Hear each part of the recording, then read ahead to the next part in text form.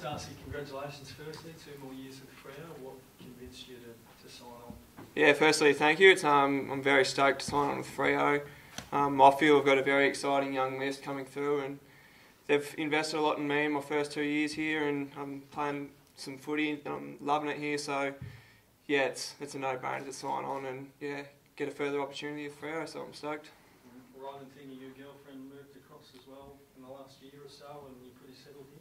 Yeah, Ali, my girlfriend's moved over, so it's a big shift for her as well. But she's been great supporting me, and I've been great supporting her as well. So yeah, we're starting to really enjoy it over here, and yeah, it's been great. You must have a lot of confidence in the future, because the way the team's going at the moment, it seemed like a strange time to commit, given the way you're a Victorian boy. What do you see about the future that's so encouraging? I'd say exciting young list. Like, obviously, it's hard to sustain consistent footy with the younger, inexperienced players we've got, but we're banging games into us, and I think from losses like the last couple of weeks, we gain a lot of experience from that.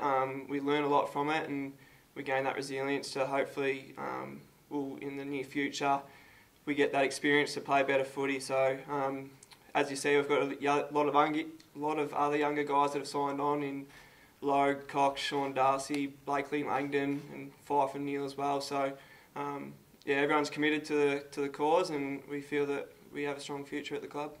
What's the feeling at the moment about the 2 100-point losses?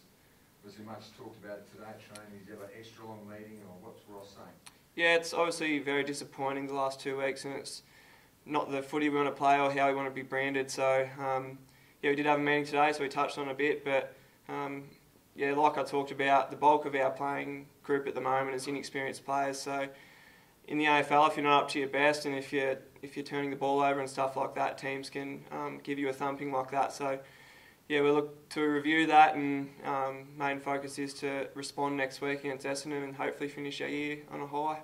Was Ross more critical of the errors, the lack of composure, or just the ability to compete, the effort side of things?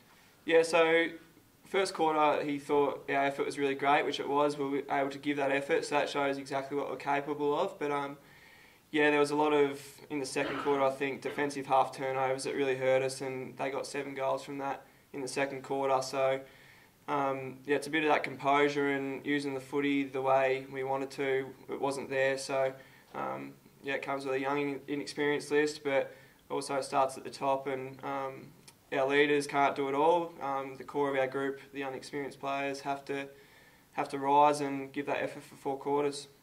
There's been a difference in personnel, I guess, from mid-year earlier in the year when you popped into the finals and had a good run going. What have you seen as the biggest, I guess, difference from where you were at that position to later in the season?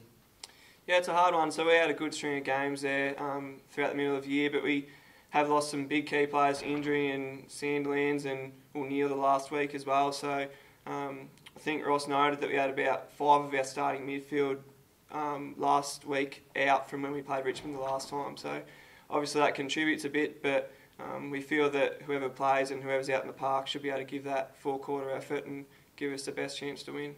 In your first year, 2015, the Dockers finished first.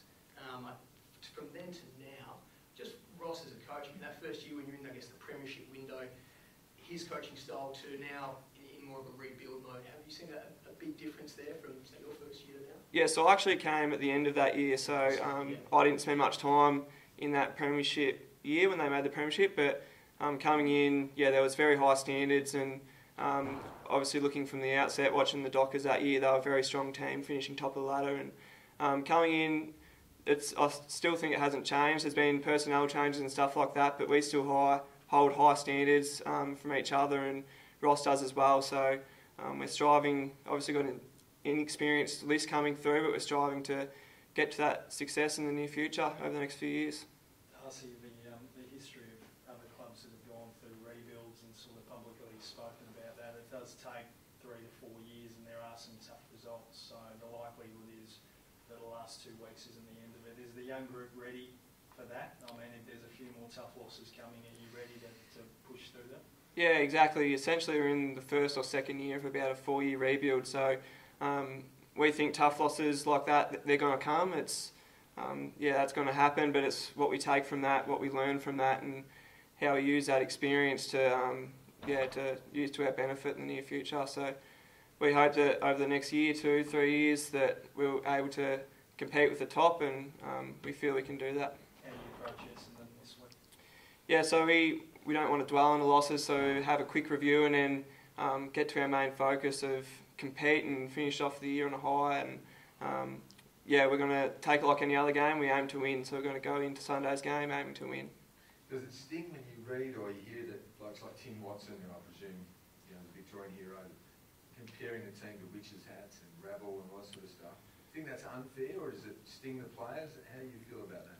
Yeah, look, after losses like that, comments like that, it's not surprising. So, but look, we don't look at it too much. We don't want to dwell on the outside noise. We just want to focus on what we can focus on, and to go in with a big focus this week to compete and redeem ourselves and to respond and hopefully get the win against Essendon.